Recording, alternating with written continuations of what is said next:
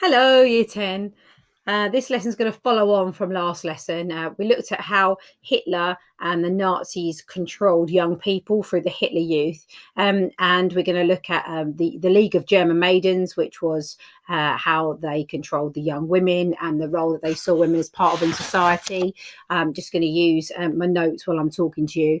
And also the role of older women. And if I have time to get onto the church, I will do. On Seneca, I've set you a section on Hitler Youth, Nazi women, and how the Nazis controlled the church. So the Nazis had really clear views on society, and they believed in family as being a very traditional idea. Now, this was problematic for the women because all the way through the 1920s, especially this time, the golden years, women had had a lot more liberation. There'd been new fashions for women. Women had been wearing makeup. They'd had short hair. They'd been smoking. They'd been wearing, racy clothing. They didn't have to marry. They were allowed to vote. They were a lot of them were in employment, and women were educated after the war. And the Nazis wanted to put a stop to all that. They had this what we would now really see as kind of a stereotypical and very old-fashioned view of the woman in Nazi Germany.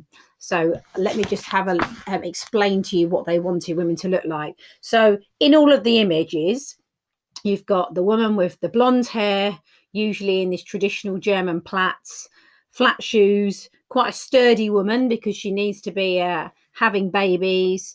No makeup, looking very demure. They even had pictures of women breastfeeding and pictures of women with very large families to kind of show this role of the woman. So from 1933, they encouraged women to give up their jobs and get married and have large families. Now, this became problematic actually for the Nazi Party. Firstly, because when the war got going, they needed women to work in the factories, just like we had in England, but the women had been discouraged from working. Also, plenty of women did continue to work because women got paid less money than men and they were cheap labour, so the factories were happy to keep them on. So it didn't quite work out the way the Nazis had hoped. Girls were discouraged from going on to higher education. They didn't really consider girls, needing higher education. Again, this would have been quite different to in England, where women, there were women that worked for MI5. There were women that worked at Bletchley Park. So women did actually work in, quite a lot of high up organisations, as part of the war effort. So there was a law of, the 1933 law for the encouragement of marriage was introduced, and this provided loans to help young couples to marry as long as the wife left her job. For each child, up to 4 children, the couples were allowed to keep 1/4 of the loan. So you get paid for leaving your work, getting married, and having babies. They were against abortion. Birth control clinics were closed down. And like I said, there was this huge propaganda campaign of women being shown as mothers. And the government also increased maternity benefits. There was medals awarded, and everyone always remembers this stuff, but women were awarded medals for the amount of children they had. So you could get a bronze medal for having 5 children, a silver medal for having 6 children, and a gold medal for having 8 children. This is all part of like building up the Third Reich, which was the Nazi term for their...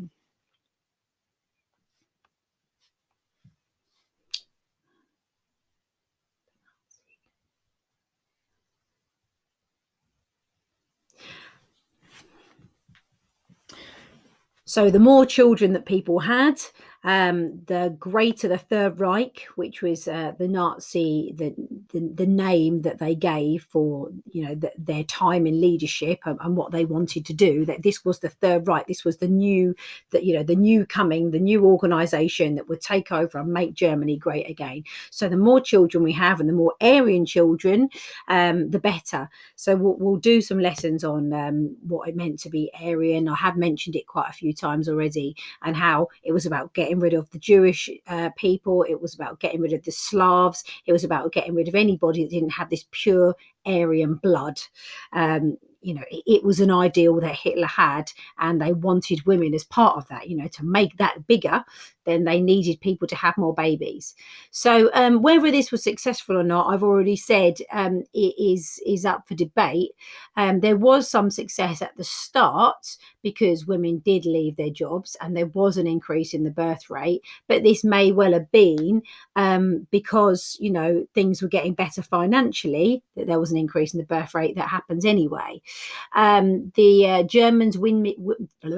German Women's Enterprise Organization did have 6 million members, and it did organize mother schools to train women in the households. And for some women, this worked really well, but it wasn't great for people's finances. So actually, from 1933 for another 6 years, women did continue to go to work. And like I said, that they were paid less money. So there was cheap labour. So yes, some women left work, but plenty of women carried on working. And from 1936 onwards, there was a labour shortage and the Nazis needed people to go and work in the industry. And they changed the marriage loan scheme to allow married women who'd been given a loan to take up employment. And I think we actually looked at a picture in class of some women working in factories. So actually, it didn't work out with what the Nazis had originally planned. Okay, so let's just go back to a little bit at the League of German Maidens, which I think I've got. Was it on previous page? Here we go. If I go down, here I go. So when I looked at the Nazi youth groups last time, I focused mostly on the boys, but there was and there were organisations for the young girls as well. Look, so we had 10 to 14, the Young Girls League, 14 to 18, the League of German Girls. So there were activities like fitness, strength, enhancement of beauty, needlework, grooming, carrying on German traditions, how to be a better mother.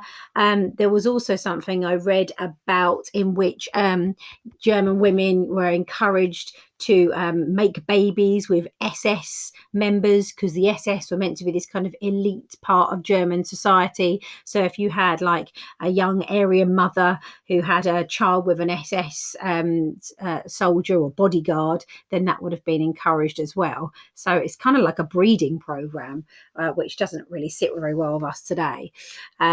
So that was kind of the equivalent for the women to the boys, the young girls and the boys. It was all part of this brainwashing scheme. And a lot of them would have enjoyed it. Like I said, not everybody had loads of entertainment in those days. So these groups were set up for them and preparing them to be young wives and mothers. They get to hang out with other people their age. They would have been given a uniform. They would have been given food. They would have been going on, expeditions, and they'd have got exercise. So, to them, it may not have seemed what us looking back now in history can see it as this kind of sinister scheme. To them, it would have been, something's been set up for us. We've been given opportunities. We've got a purpose within this society.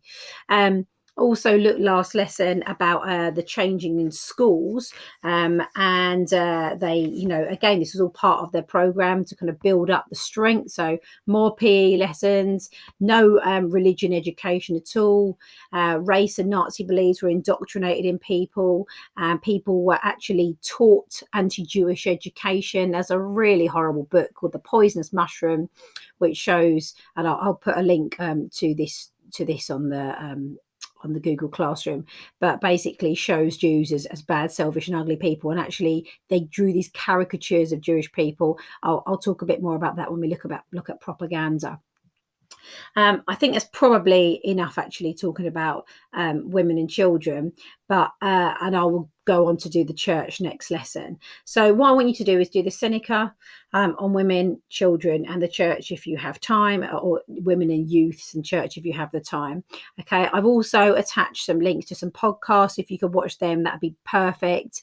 And you're working through the workbook, and you can do some of the exam questions on that are in the workbook. If anyone hasn't got a workbook who needs one, I've still got a couple at home. So just email me your home address and I can post them out to you. All right. Thanks for listening, and I'll see you next week.